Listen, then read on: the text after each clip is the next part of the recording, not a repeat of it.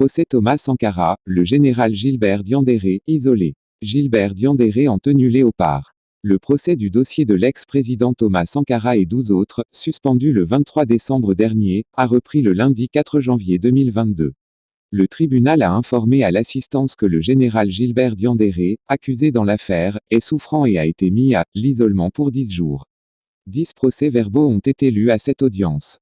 Le tribunal militaire a remis aux différentes parties du procès du dossier Thomas Sankara, un certificat médical attestant d'un repos médical de l'accusé général Diendéré.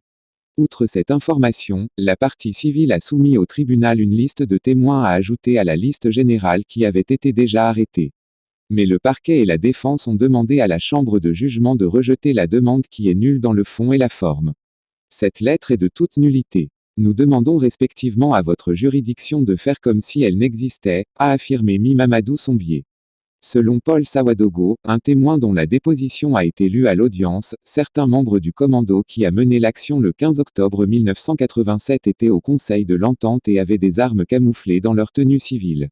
Cet ancien prisonnier qui était envoyé au QG de la Révolution d'août 1983 pour l'assainissement faisait partie des détenus ayant enterré le président Thomas Sankara et ses collaborateurs, abattus froidement le 15 octobre 1987. Ce témoin fait partie des détenus qui ont enlevé la bague de mariage de l'ex-chef d'État pour vendre. On ne s'est pas entendu dans le partage de la bague du président Thomas Sankara, a confié ce témoin.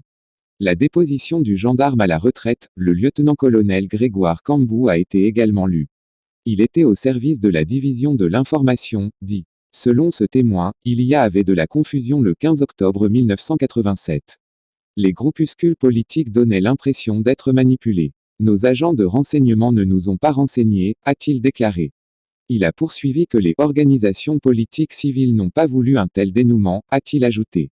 À la question du juge d'instruction sur les responsables, commanditaires, les donneurs d'ordre et les exécutants, il a indiqué que c'est la sécurité rapprochée du capitaine Blaise Compaoré qui a mené l'opération.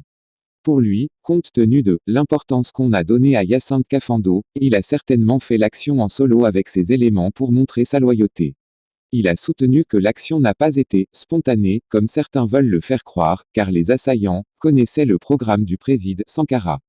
Le militaire retraité, le sergent-chef Ousmane Guiré, lui, travaillait aux côtés du patron des armées, le commandant Jean-Baptiste Boukari Langani.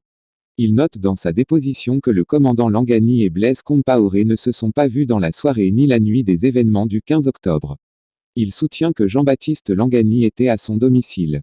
Pour le témoin Diwete Kambou, caporal à la retraite Thomas Sankara devait être tué à Tenkodogo, en août 1987, à l'occasion de la célébration de la Révolution d'août 1983. Ce témoin a laissé aussi entendre que les commanditaires ont essayé à plusieurs reprises de le tuer parce qu'il était proche de l'ancien président Thomas Sankara.